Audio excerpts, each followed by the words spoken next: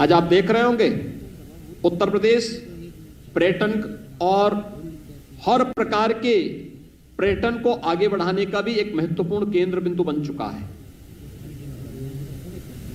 प्रयागराज कुंभ 2019 में हमारी सरकार को आयोजित करने का सौभाग्य प्राप्त हुआ था।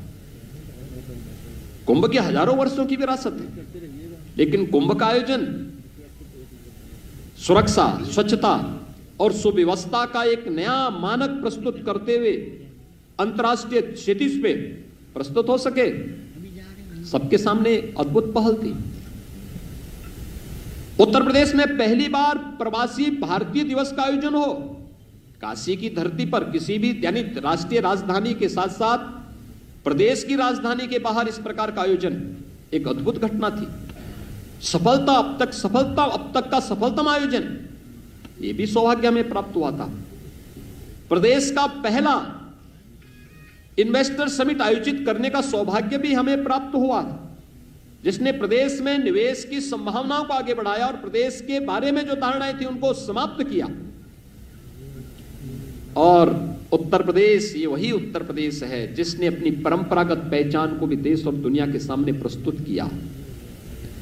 अयोध्या का दीपोत्सव का आयोजन हो, काशी के दीपावली का आयोजन हो, बरसाना का रंगोत्सव का कार्यक्रम हो, यह आयोजन हमारे लिए हमारी पहचान, हमारी विरासत को दुनिया के सामने प्रस्तुत करने का एक माध्यम था। विपक्षी दलों को ये सांप्रदायिकता के दंश को से की दृष्टि देखने के लिए वे अभिषिक्त थे। वे कभी इस आयोजनों को नहीं कर सकते थे।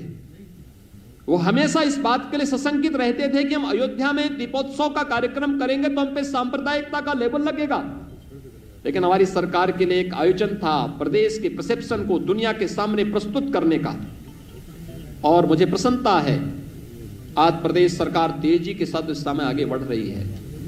जहां हमने आजादी के दीवानों के उन सभी अमर शहीदों की स्मृति में चौरी चौरा शताब्दी महोत्सव के आयोजन को हम पूरी भव्यता के साथ हर एक शहीद स्थल पर देश की आजादी के लड़ने वाले सभी स्वतंत्रता संग्राम सेनानियों के प्रति सम्मान का भाव पैदा कर रहे हैं, व्यक्त कर रहे हैं।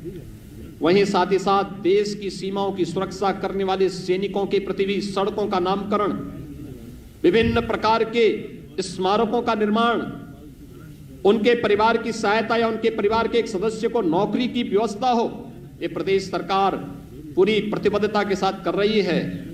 तो साथ साथ शताब्दियों से, दशकों से लंबित उन आस्था के केंद्रों को भी सम्मान देने का कार्य हो रहा है। यह हमारा सौभाग्य है।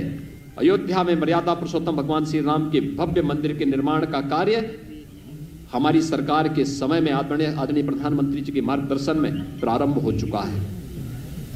लोग हम पे आरोप लगाते थे कि आप लोग हमेशा बोलते हैं कि रामलला हम आएंगे, मंदिर वहीं बनाएंगे, और पत्रकार मित्रगण उस समय हम पे चुटकी लेते थे, लेकिन आप तिथि नहीं बताएंगे।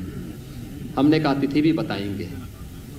और 5 अगस्त 2020 को प्रधानमंत्री जी के कर कमलों में अयोध्या में श्री राम मंदिर के निर्माण कार्य का भव्य शुभारंभ भी हो चुका है। वहां की प्रगति आप देख रहे होंगे। काशी विश्वनाथ धाम,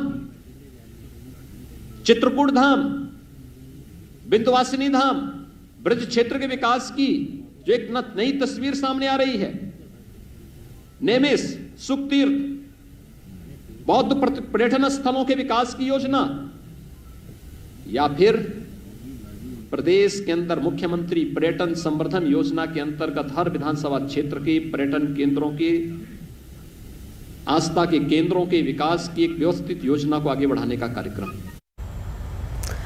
उत्तर प्रदेश के मुख्यमंत्री योगी